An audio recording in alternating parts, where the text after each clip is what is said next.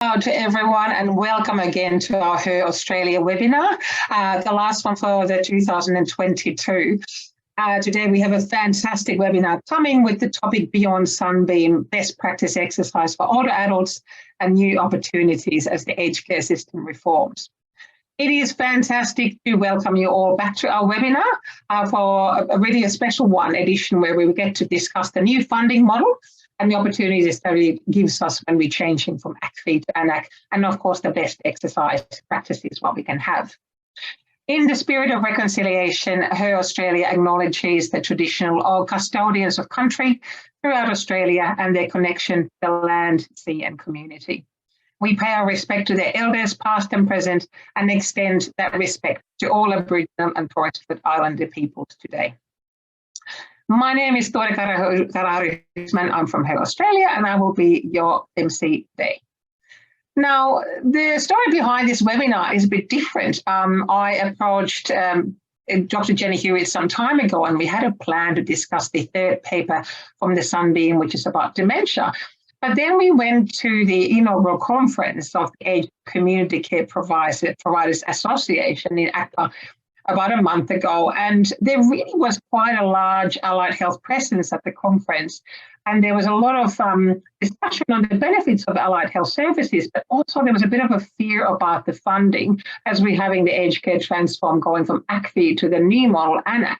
So then we thought that maybe it would be really great to discuss what we're doing here and how can you best use this ANAC, because there's been a lot of fear about losing the allied health services and the quality. However, we sort of think that the new model might give some great opportunity to give the best practice exercise.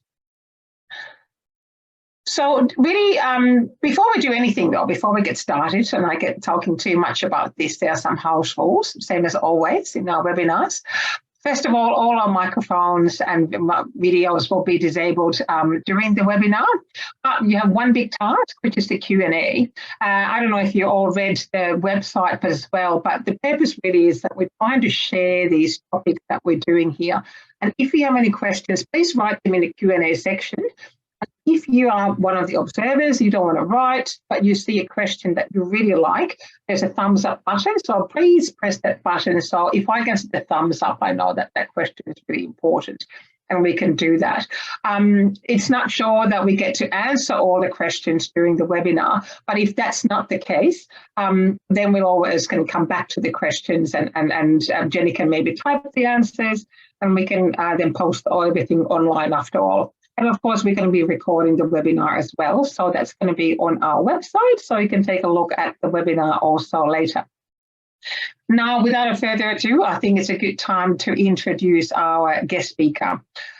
So Dr. Jenny Hewitt, many of you know Jenny. In my eyes, Jenny's a bit of a rock star. I think she's done a fantastic job. I know she doesn't like the term, but she's done a fabulous job changing. So really like providing the evidence that allows us to change the allied health services and allows us to provide, in my opinion, better service.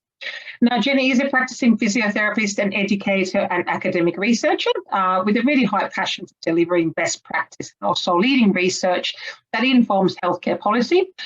Jenny has been awarded the Aged and Community Services Australia Prize, the National Lifetime Achievement Award, and also a National Commendation for Better Practice from the Aged Care Quality Agency for all her work on the Sunbeam program for the prevention of falls in residential care.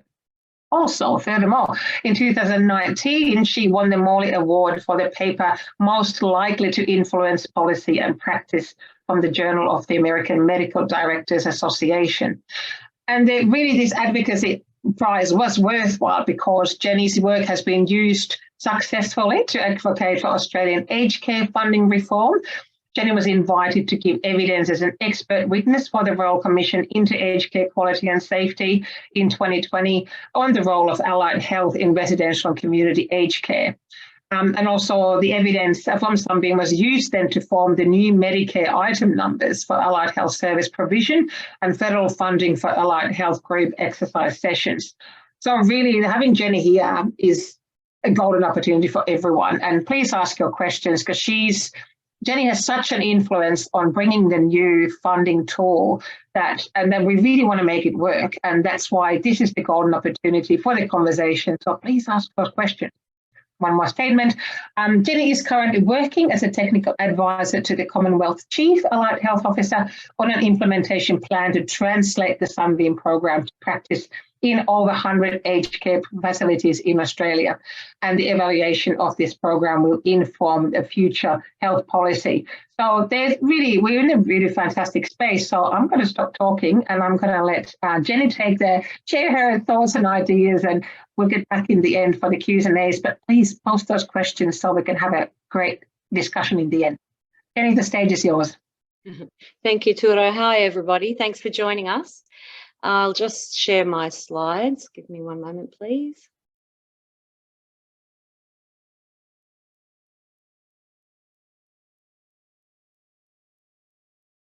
Okay, so as Tura mentioned, we were initially planning to talk today about using resistance and balance training to prevent falls in people with a cognitive impairment. But given that, it's no surprise that the funding model changed in residential aged care now. We know that the government has a 5-year plan, a number of pillars. Residential aged care was the first one, and then the reform will move through community care as well. But even though we knew it was coming, now that it's actually here, there's still a lot of confusion about where we fit. So the plan for today is to talk about best practice exercise for older adults. So that's a little bit about Sunbeam, but it's beyond that too. It's where we fit as professionals focusing on exercise today, although there are lots of other things that allied health can do. But we're focusing on exercise today and seeing where we fit and how we can perhaps use our knowledge base, our experience, and hopefully passion for re-enabling older people to help drive and a change. So we'll talk through that as an opportunities, although I'm very aware that at the moment there's a lot of confusion in the space. So the outline, as you can see, I've got little rays of sunshine there because even though we're in a bit of a gloomy spot, some of us at the moment, with trying to figure out where we fit in residential aged care, it's a wonderful opportunity. I still do believe there's light at the end of the tunnel. I've been working on trying to change since 2008, so it takes patience, but we're getting closer every day. So we'll look at residential aged care funding, ACFI versus ANAC, aged care funding instrument versus the Australian National Aged Care Classification. We'll look at the barriers and facilitators as ANAC's rolled out, and then how to transition allied health services. So looking at using evidence to challenge the services that were funded up until the beginning of last month and provide alternatives, then demonstrating how similar services could be used for other residents, that is, those that are not in pain, then broadening allied health service provision to include multidisciplinary services recommended by the Aged Care Royal Commission, and really understanding why allied health are best placed to use, to prescribe and supervise and upgrade evidence-based exercise programs. It's not just a matter of asking older people to get up and walk. That's not going to cut it. So if we want to have best outcomes for older people, we need to use a scientific approach to our exercise prescription. So it's up to us as allied health professionals and our peak bodies to promote best practice allied health in aged care at the moment, and never has the opportunity been and the need been greater than as the system changes. So I don't think many people that have joined here will be surprised to that I put this slide up, and most of us will know it. But for those of you who don't, the aged care funding instrument in Australia was the federal funding mechanism for residential aged care villages from 2008 till the 1st of October 2022. And under that, physiotherapists, occupational therapists and exercise physiologists and some other allied health professionals as well were funded to perform the following usually: initial assessments of a new resident as they moved in, prescribing manual handling directives, often mobility and transfers, definitely delivering funded interventions, sometimes scheduled reviews, and sometimes falls prevention and falls reviews. So the funded allied health interventions were all around pain management. So what that meant is we were allowed under the CHC 4A, which is Complex Healthcare 4A, to give 20 minutes of massage or TENS for pain relief or some other more passive modalities, or under CHC4B, it was 80 minutes per week.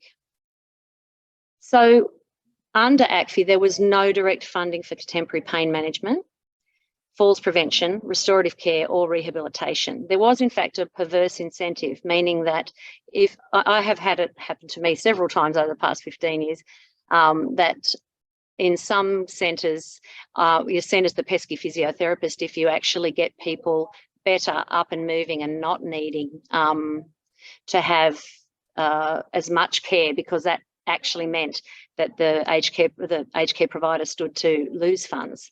So that was shocking to me when I first found out, and one of the big things that drove the change in the funding from this perspective, from the perspective of the people that generated the ANAC.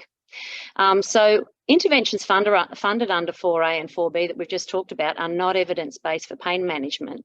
And if you just think about going in, if you had a sore neck, for example, and you went to see an allied health professional that said to you, you're going to need to see me 4 days a week for the rest of your life for this condition, I mean, you just go somewhere else. So it's not surprising that that's changed.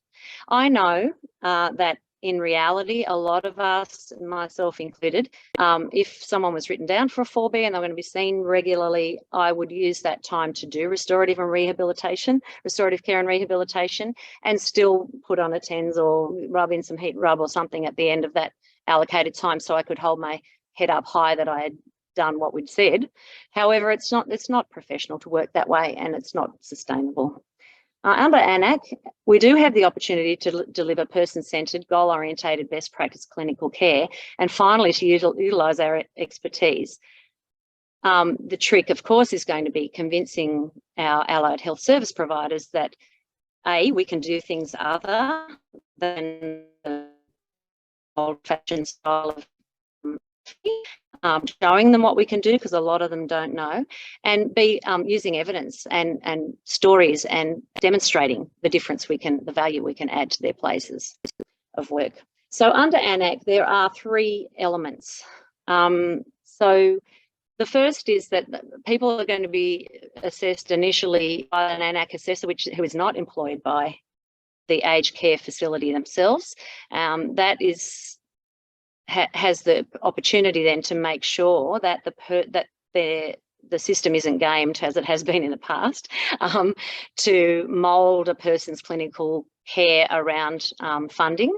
But the disadvantage, of course, is that the person is seen in a one-off situation before they've moved in, usually, or in the early stages, and there are things you can miss with that.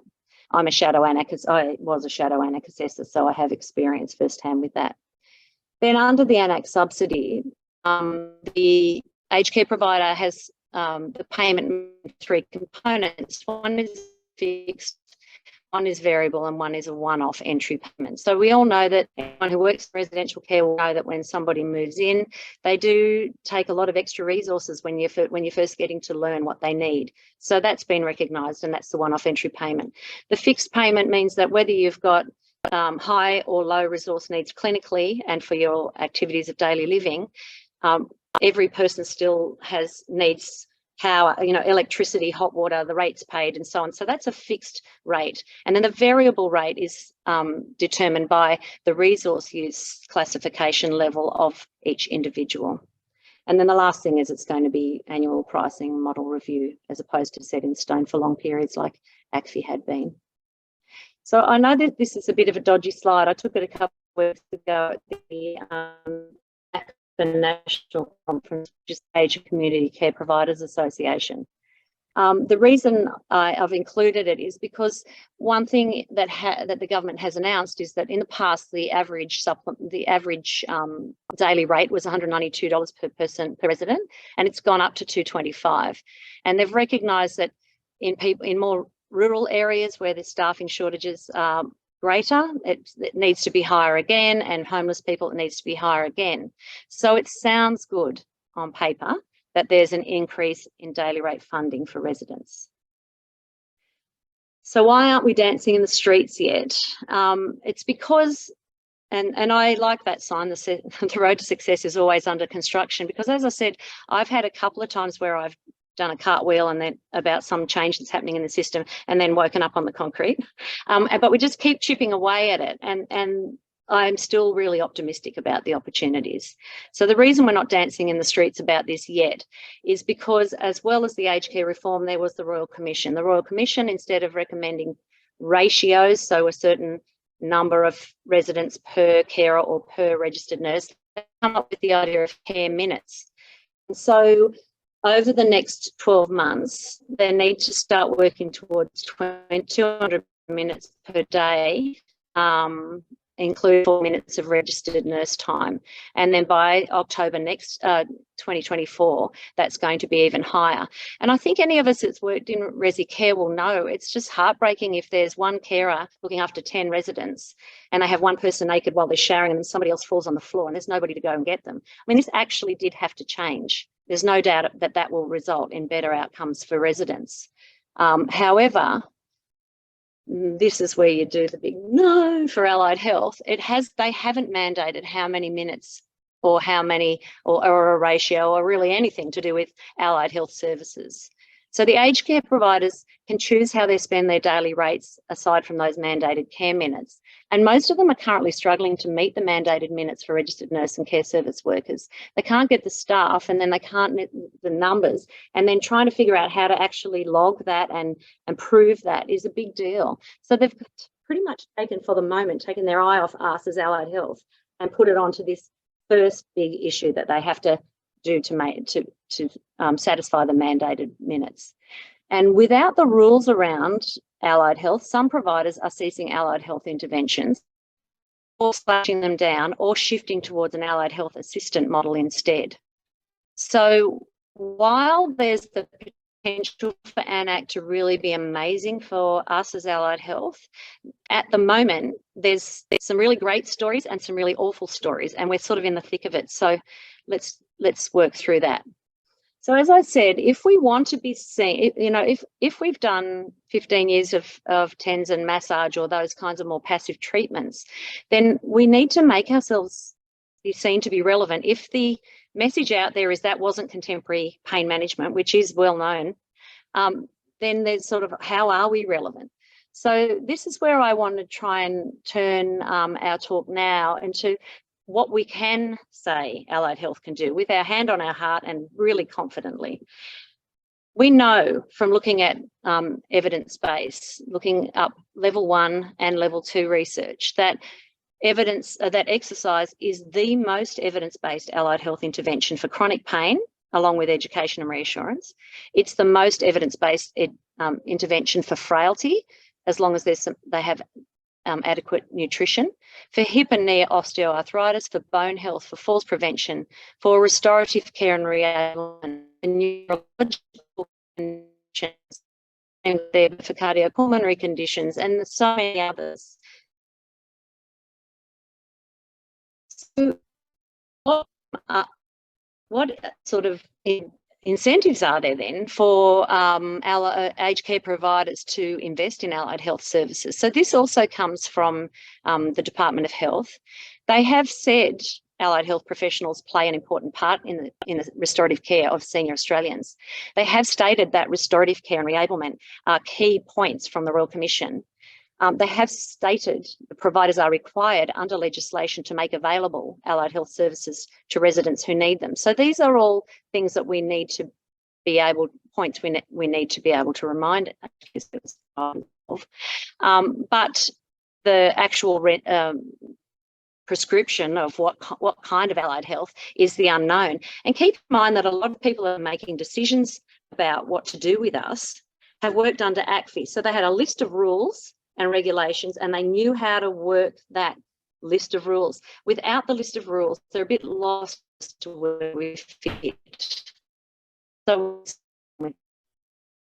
I'm going to give you the example of the Sunbeam trial. We're not going to talk about it a lot. I've done that previously in a webinar, HUR webinar.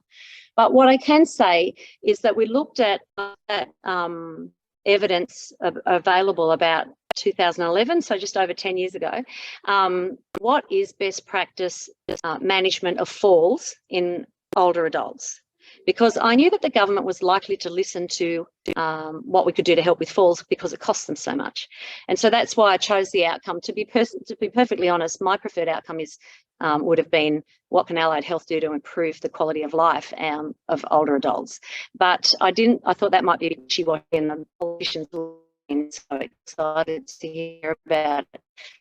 Chose falls.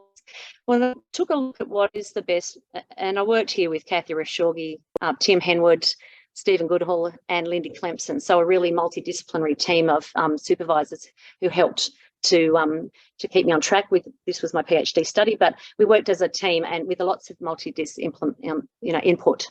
And so we looked at the evidence. We formed up an exercise program using best evidence, and we took it out to 16 aged care facilities with 221 residents involved. Half of the facilities exercised using those best practice principles, and the other half carried on with usual care. We were able to show that after over a 12-month period, there was a 50% reduction in the falls rate. There was an improvement in physical performance, so that's the restoration and reablement piece. Just this year we've published on a subgroup analysis for people with a cognitive impairment and found there was a 50% reduction in falls rate for those with moderate cognitive impairment, and we have found that is cost effective. So these were all key recommendations from the Australian Aged Care Royal Commission. So that evidence was then used by the government when they had come up with report from the Royal Commission about the fact that so many residents in aged care facilities that were affected by COVID during 2020 had been locked in their rooms in isolation and consequently deconditioned to the point that their physical performance was really reduced and their falls rates were increasing. So the government made a decision. They reached out to a bunch of researchers and said, is there any evidence for any type of exercise program to improve physical performance in residents of aged care? And the Sunbeam protocol, or the Sunbeam program, was brought to their attention. I was a little bit worried. I was excited when I saw that that media release saying that they were about to fund the Sunbeam program's implementation in 11 primary health networks and 119 aged care facilities affected directly by COVID in 2020. But then I got a bit worried. What about if they just implement any old exercise program and don't stick to those key components of effective exercise, which is progressive resistance training, and high challenge balance exercise. So I just emailed one night in December, I emailed the Chief Allied Health Officer and introduced myself and said, I'd love to support you to make sure that what you do fund sticks to those key principles. And so I became the technical advisor for this program. It's an allied health group therapy program using Sunbeam protocol with or without a gym. So if aged care facilities had a gym, they could implement it per protocol in the Sunbeam paper, and without, they could use the key principles. Because with a gym, you can have 10 people in the class. Without a gym, it's too many to manage an individual dose of resistance training. So the government decided to fund one allied health professional to 4 residents. It went on for 6 months and the evaluation's underway at the moment. And I'm hoping that I can say a personal thank you to any of you online who were part of that, because the results are looking really promising. And I'm just really excited to see that the program was able to be scaled. There is a video there. I've just got that, implementing the Sunbeam protocol. You can just Google that, and it's a video, goes for about 20 minutes or so, and gives you the details of how to assess, prescribe and upgrade according to the Sunbeam protocol. But there is evidence for so many other conditions, not just falls. So this looks, I did a review of the literature earlier this year for arthritic conditions, for chronic pain, for knee pain. The IASP, International Association for Sleep Pain, recommends exercise as well. So that's not TENS and massage, it's exercise.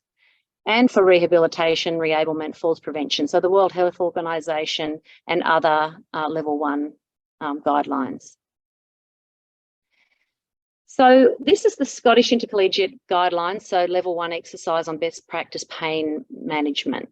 Yes, exercise and exercise therapies, regardless of their form. I'm not sure what I think about that bit, but anyway, you have to suck it up because it's level 1 research, are recommended in the management of patients with chronic pain. The following approaches should be used to improve adherence. So supervised exercise sessions, which makes sense, individualized exercise in group settings. And this is the key point, so that even if you are running a group session, so the Sunbeam exercise program had 10 people in the groups. The group allied health, program that's been running in primary health networks had 4 people in groups, but each person within the group should be exercising, performing progressive resistance training at an individualized dosage, which we're about to get onto. How do you decide the dose? So when organisation transitioning from ACFI to ANAC is to take a look at the people that were already on the 4B list. So people that we already said only 2 months ago needed 4 times a week pain management. And then it's possible to offer evidence-based exercise-focused pain management for those on that list. So that exercise-focused pain management needs to be individually prescribed by an allied health professional using best practice recommendations and taking their comorbidities and goals into consideration. It's not just putting on a DVD and getting everybody doing the same and getting the activities group officers or lifestyle officers to do the same exercises for everybody. That is not what we're talking about here. My thing is, after you've looked after those people that were on the 4B pain management list, now we have the potential to offer physiotherapy, exercise therapy, OT I'll talk about later. OTs have to do at the moment under this recommendation are still looking at exercise rather than other forms of occupational therapy.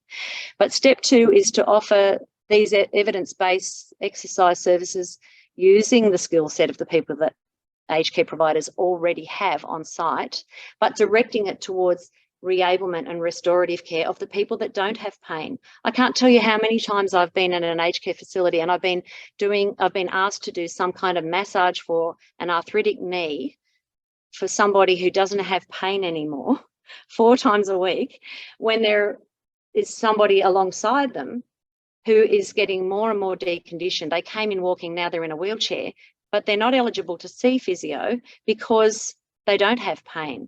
And so it's been upside down and back the front. And the exciting part about this is once we get the 4B list sorted out, we can now start to look at evidence-based allied health services for the people that were previously ineligible, but would like to be able to get back on their feet.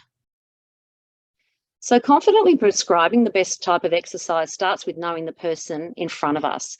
So as an allied health professional, we are trained in assessment. We need to look at the person's health conditions, their diagnoses and their goals. Then we need to know what's best practice for these conditions and be able to diagnose and individualise the best practice.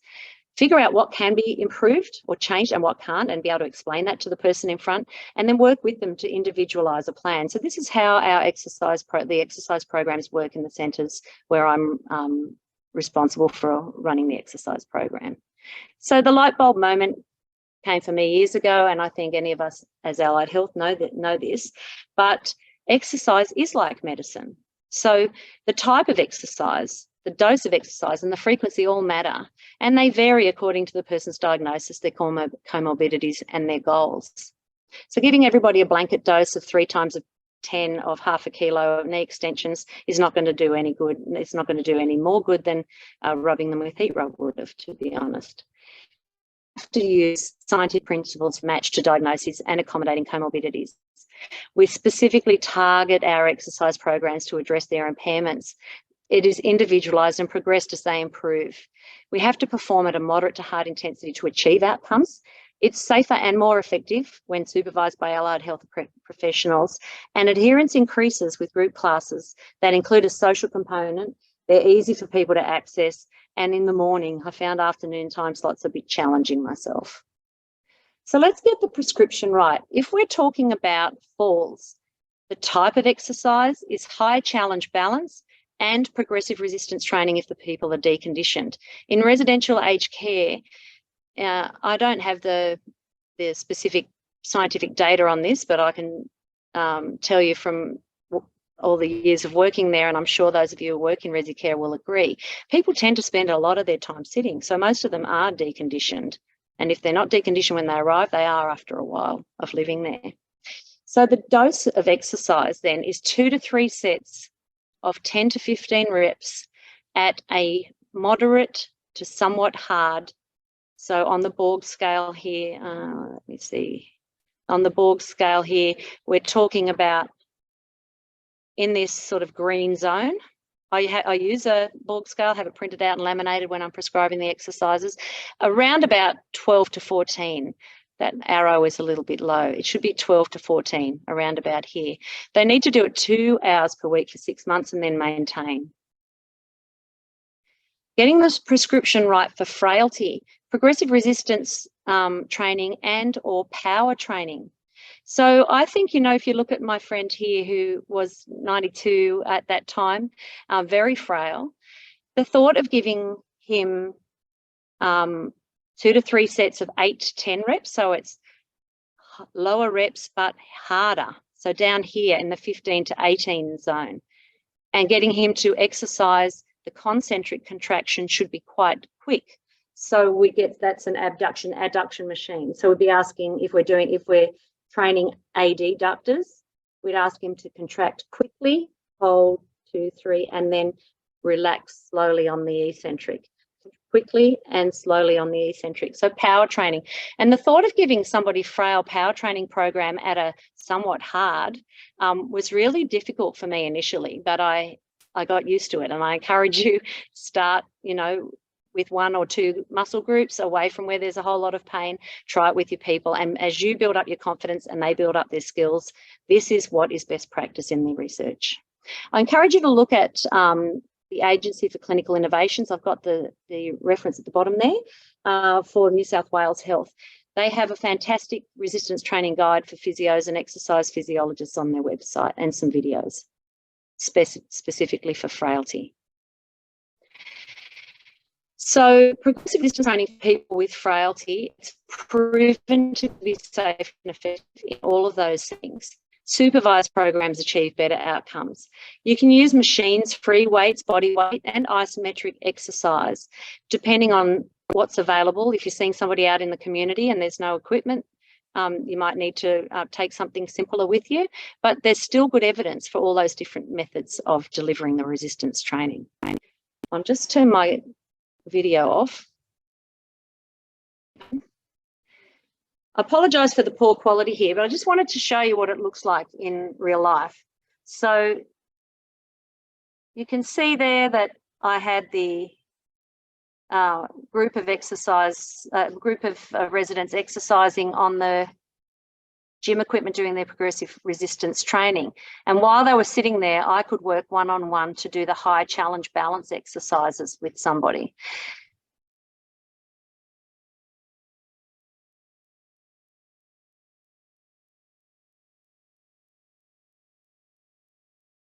One moment. In this video, you'll see working with cognitively impaired residents. And so I had a trained volunteer over here who was helping with the gym equipment to make sure that people were stopping when the machine said stop, starting when they needed to go, and so on. And then I could take people out and work on this high challenge balance exercise one-to-one.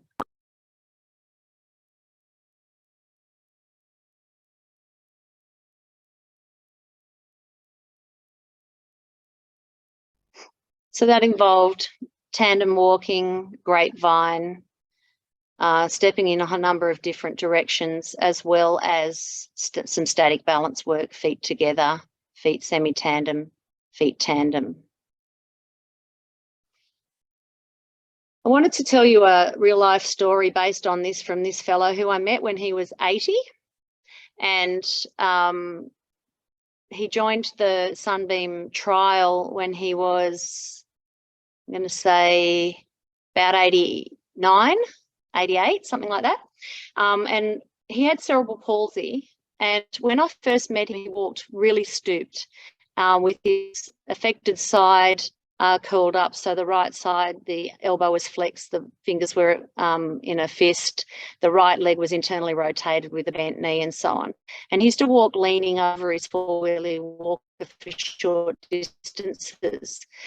Over the period of time that I knew him, we started exercising. He joined the Sunbeam protocol later on. He ended up standing up quite tall and he changed over to a forearm support frame. And for his 90th birthday, his family came and said that they wanted to take him on a cruise. And they asked if they could borrow a wheelchair because they hadn't seen him for a while. They were coming. We live in northern New South Wales. They were coming from far and wide. So they borrowed a small wheelchair, collapsible wheelchair, to scoot him around the cruise ship. And when he got back, he was so thrilled because he told me that he pushed his relatives around in it. He was actually standing taller and stronger than they were, and he was the one who pushed the rels in the wheelchair.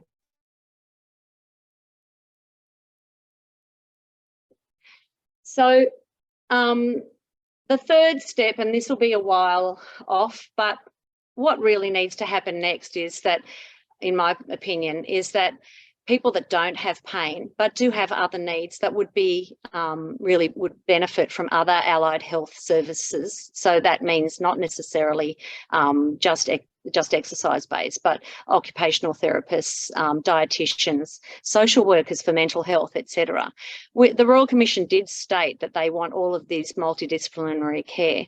So if we're able to sort of tease out and provide evidence-based exercise programs to deal with chronic pain and to do with restoration and reablement, then hopefully we can also then open up, instead of 4 days a week just doing non-evidence-based hands-on type treatments, hopefully we can start doing a few days a week of evidence-based treatments and leaving some resource for other disciplines. So the current challenges, of course, are reduction in hours for allied health staff during the transition period. This is not everywhere, but it's in some places. Another challenge I've seen is for residents who are used to massage. They may not consent to changing over. Keep in mind that the new residents, though, won't be offered that, so that will eventually work itself out. There's a big culture change in facilities. So families, our colleagues, registered nurses, GPs, care staff, they don't necessarily, we've got to help to educate them and reassure them about best practice exercise being something that is absolutely appropriate for very old people and very frail people. And also there's the allied health workforce confidence. A lot of people have contacted me over the last few months just saying, you know, I've got to put my hand up and say I've got, after 15 years of doing ACFI type treatments, I've kind of lost my confidence in how to diagnose musculoskeletal conditions, how to confidently prescribe exercise in a way that will help people. So these are current challenges, but there are solutions to all of them in time. I'll just show you something that I've been working on with the Whidden Group, who are amazing organisation with 29 aged care facilities, and they really wanted to have a look at how to include other allied health professions as well as make their pain management more contemporary.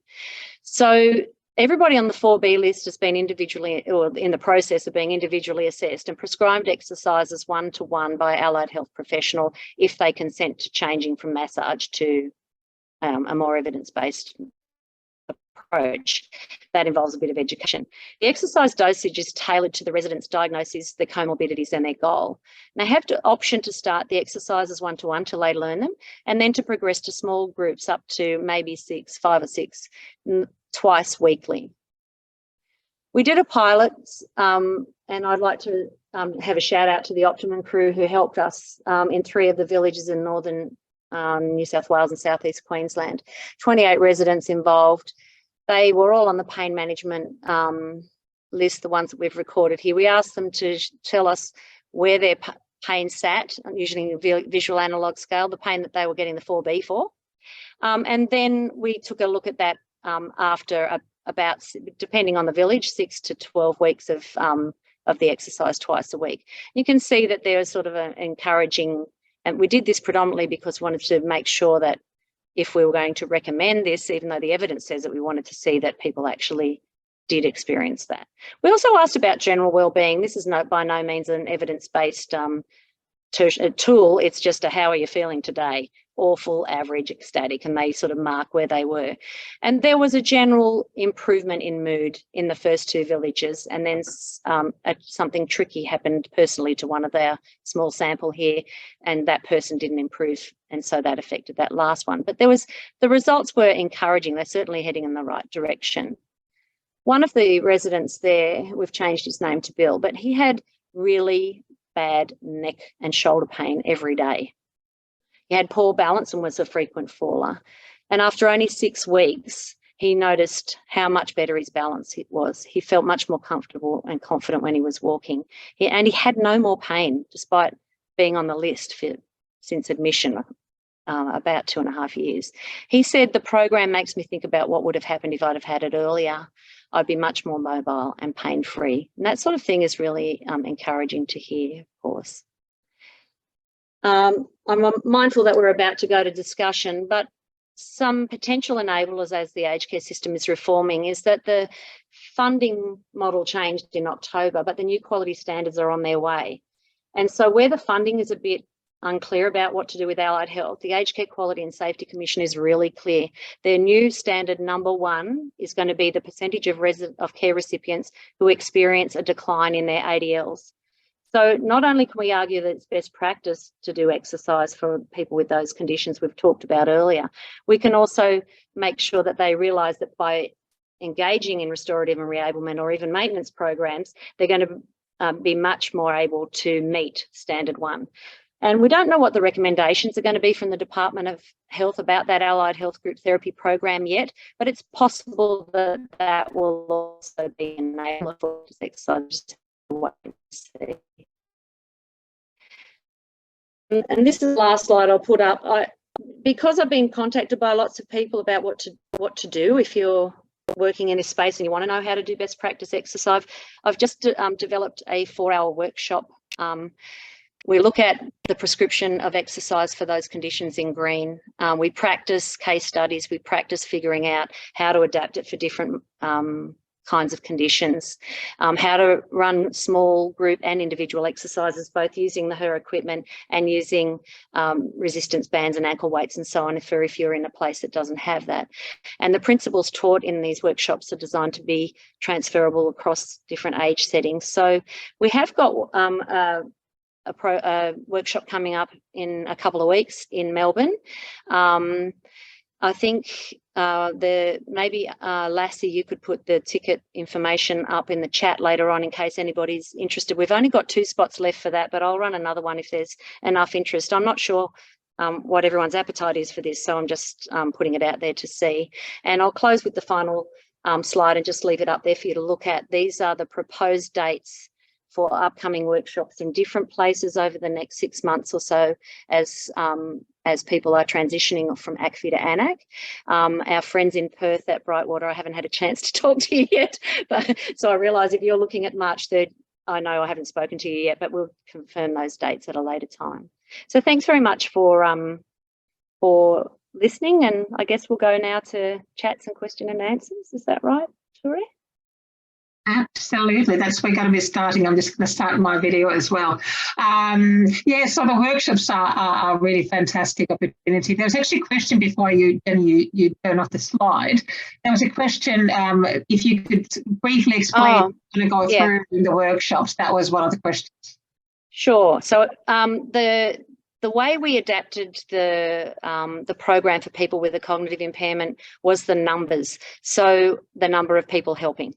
So the actual exercise prescription is still the same. So if somebody has, say, NEO-A, a high falls risk and a cognitive impairment, I still do want to try and give them 2 to 3 sets of, say 2, I'll probably do smaller, so 2 sets of 10 of knee extensions, leg curls, probably hip and abduction and adduction, and then the high challenge balance work.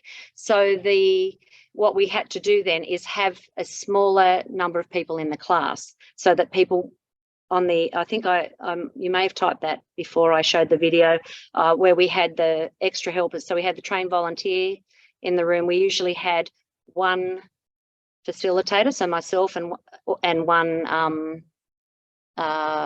volunteer or lifestyle person or allied health assistant to 3 residents, and sometimes we'd have to just do it one-on-one.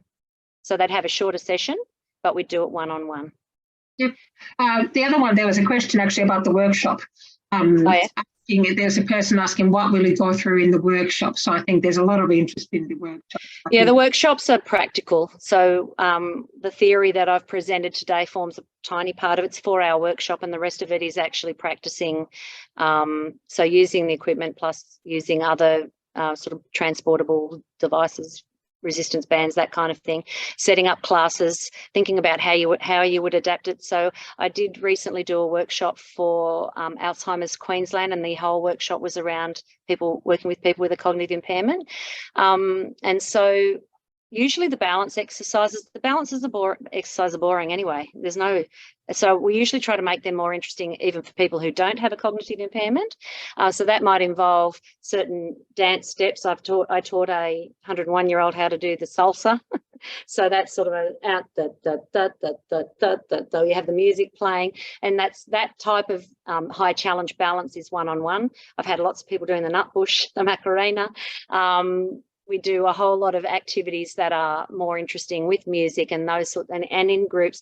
Those sorts of creative ideas are what comes up in the workshops. They're the sort of things we do. How many minutes do you spend with each resident in the new model? So what this is variable depending on the provider.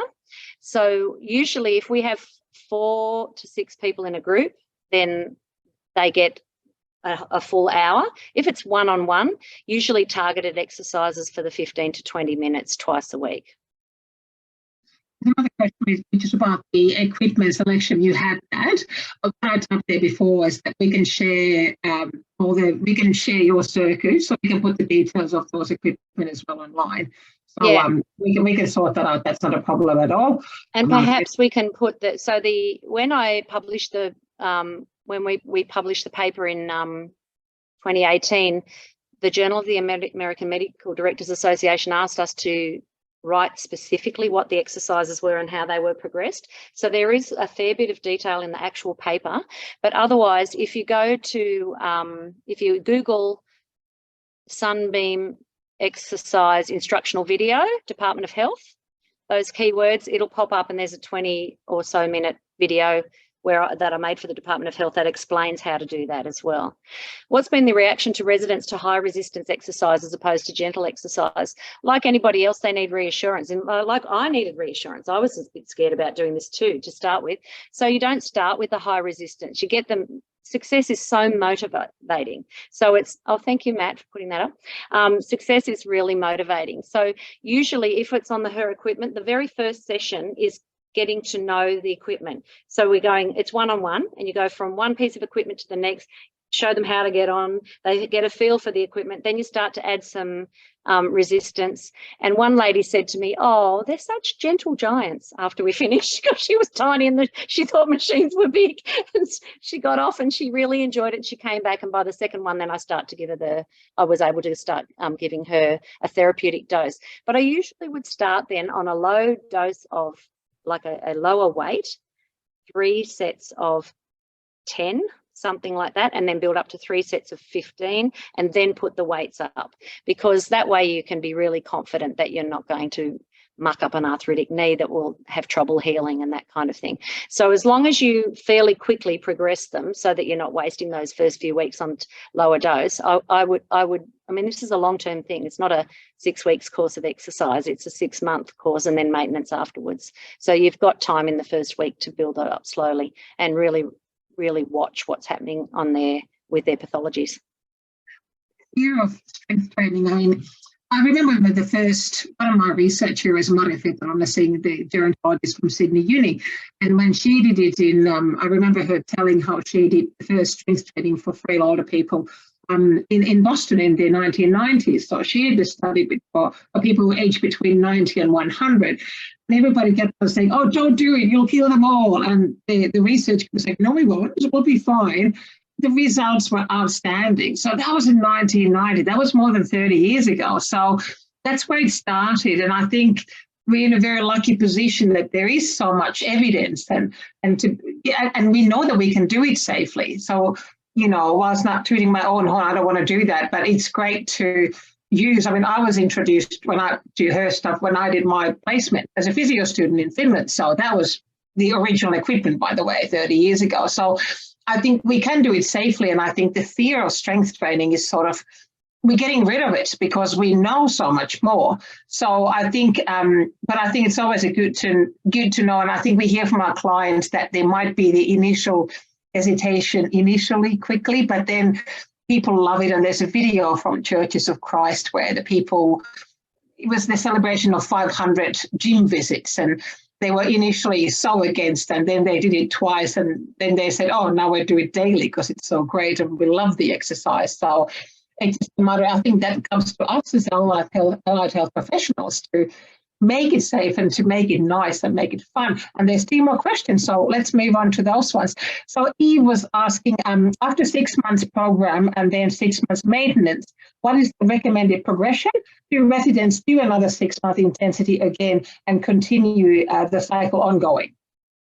Thanks, Eve. I'm really glad you asked that question. So because it was a clinical trial, that means it has a start and an end, but actually what happened after that is that most of the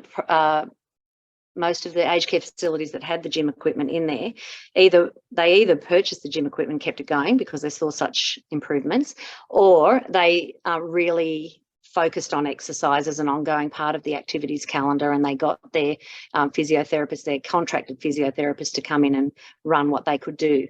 But it is a long-term thing. So they do an initial conditioning phase, and then maintenance. That maintenance period in the Sunbeam trial as well was not progressive. They just continued. Once they've got to that level, we just continued them on that level, and that wasn't run by physios, that was run by trained allied health assistants, the maintenance program. And so then the physio it was generally physio or exercise physiologists or OTs, that was who was employed at that time in the aged care facilities. They could come back in if a person had an incident, and a fall or an illness, went to hospital and came back worse. They go in and adjust the dosage. So our role then becomes using our expertise to adjust according to changing conditions, and also people don't need to keep on progressing for it ever more. It's not like we're going to put them into some kind of a bodybuilding competition. It's just getting to that level and maintaining it. If they want to continue to progress, then why not now? That was just for the trial. We didn't keep progressing, but now they could. How do we convince aged care facilities to pay for Sunbeam? They all love the free pilot, but none of them choose to continue with it. Well, I agree, Leonie. Not none of them. Some of them have continued. Some of the primary health networks have chosen to continue to fund it as well, depending on which PHN you were in. The evaluation of the Allied Health Group Therapy program is underway at the moment, and then the recommendations will go to government. And I can't guarantee anything at all, except that because the results seem to be very encouraging, there will most likely be a recommendation that the government considers funding it as a standalone program, but we don't know. It's up to the politicians whether they decide to do it or not. And this is all still talking in possibilities because we haven't seen all of the outcomes yet. So we just have to wait and see about that.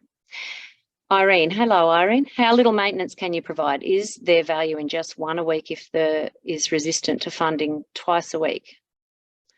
Yeah, there would be, because the protocol was twice a week for 1 hour doing the progressive stage, and then maintenance twice a week.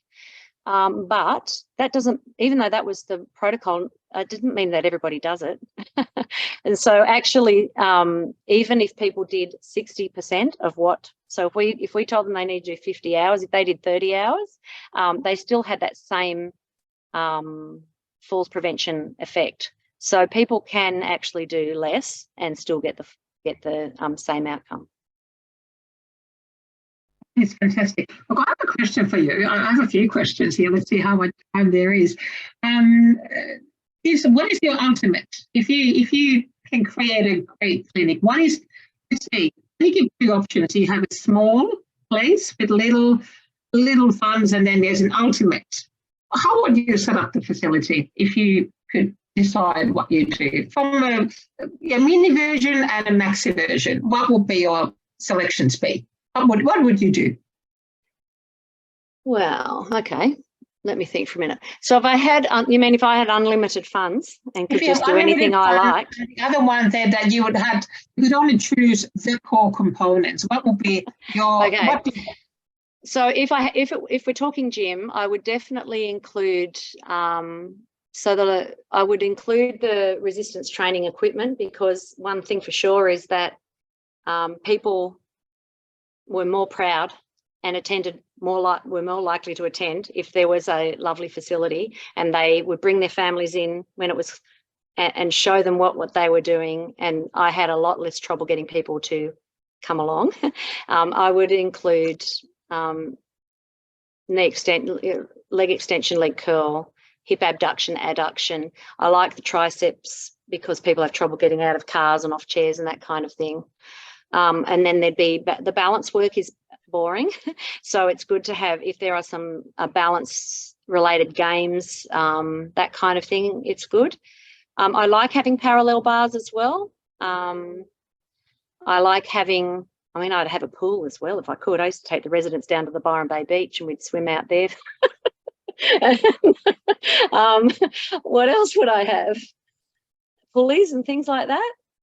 Yeah, a whole lot of fun balance things to do. Yeah. If I had not much, so you mean nothing at all? No space, nothing? I'm just going to be exercising in their rooms? Just a little mini space, because often we're in conversations with people. I have my recommendations, what I would do, because I think the legs are the muscles of life. Legs are they store the protein and they allow you to get up. And if you do nothing else, see, I'm sort of like always leaning to the legs, but it's often in many places there's two hinders, and they're the funds and the space. So they're the two things, and also we have some sites where it's a sitting room, it's a communal space, so it's sort of inviting people to train as well, and sometimes even family members can help. So these are the two things. In that case, I'd have a piece of equipment for legs, knees and hips, and maybe a pulley or something so that you can stand up and do some of your balance work and you can vary it around, and probably a balance platform. Yep, there you go. That's what I'm after recommending for the smaller places. So very happy you agree. Okay, there's one more question. You mentioned that the balance exercises could be boring and that you use dance steps to make them more interesting. I can imagine using balance exercises to complete functional tasks, such as washing dishes, hanging up clothes and stuff. Do you think this would also work? Asking as an OT. Thanks, Alyssa. I love having an OT ask that question. Yes, I do. So Lindy Clemson's an OT, and she was one of my supervisors, and you've probably heard in your training, although not necessarily people from other disciplines would have heard of the LIFE program. And so that's doing functional tasks, but putting yourself into a little bit of a challenging position while you do them. So for people living at home, for example, you may stand with your feet together while you wash the dishes, or stand on one leg every time you wait for the kettle to boil, or when you go to the loo, you stand up and sit down 5 times after you finish, so that you're getting some sit to stand. So it's building those balance exercises into your functional tasks. And really, the more you can get, the better. The more balance you can get, the better. I think it's fantastic. We're just about to run out of time, so I better wrap up quickly. I must admit, before I wrap up, I thought it was so cool that everything started with you sending a random email in the email and saying, "Can I help? I'd be happy to help." I think that just shows that, we should just be open and share our thoughts and ideas and models and everything else, and not be afraid of it. And I'm so thrilled that everything worked out well, and you got the response for that email. Yeah. Worked out. So I was thrilled too. And what I learned, because I used to think that the politicians and that the people in the department were unapproachable. And what I found is that if we can offer them support instead of complaints, be solutions focused, that they seem to appreciate that. They want to know from real people living the experience what works and what doesn't work, and so on. So I've sort of regained my confidence now. Thanks for coming to Perth. I'm looking forward to it, Remya. Sarah, in the future, could it be marketing draw card when looking for residential aged care facilities for their family members? Look for a gym, 100%. So I work in Kingscliff in northern New South Wales, and when family members did their tour and walked through and saw the gym in action, it was such a big sort of deal win, not a deal breaker, the opposite, the draw card. That's it. You've said it there. It was a marketing draw card, but it was, if people would come and visit us when the gym was in action. So it was a 60-bed facility, and we would have twice a week, we would have 27 of the residents. So half the residents coming through the gym in classes. And then the other opportunity was for people to come up 1-to-1 or 1-on-2.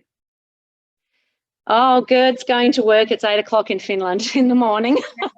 Yes, Gerd is one of the original researchers from yes. her. It's great that you got along. So I think it's time to, say thank you. And look, I think it's a very exciting time for all of us. I think the ANAC is an exciting time, and the fact that we have now, it seems like the ministers seem to be very involved again from ACPA.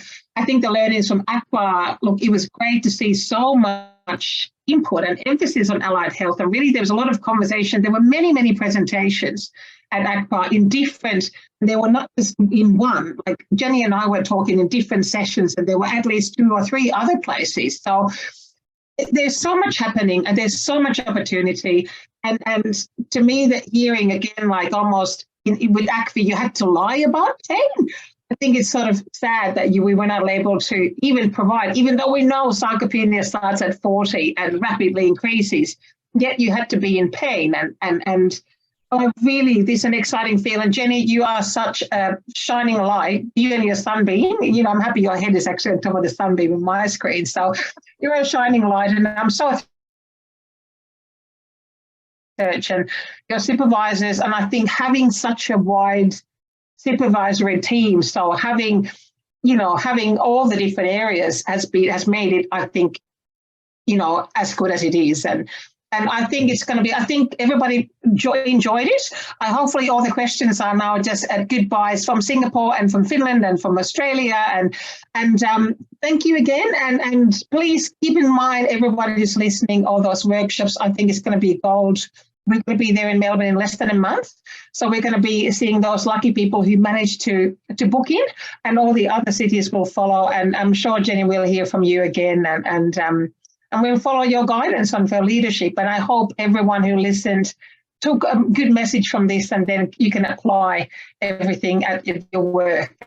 And hopefully we have great allied health presence in the future with the draw cards, of putting everything in there, and really not being afraid of balance training. Like we work together with strength and function. They go walking hand in hand and balance there. So hopefully we can all reach to the stars and make some healthy, long living, independent strength older people in the future. Thank you, everyone. Thank you. Bye. Thanks very much. Bye-bye.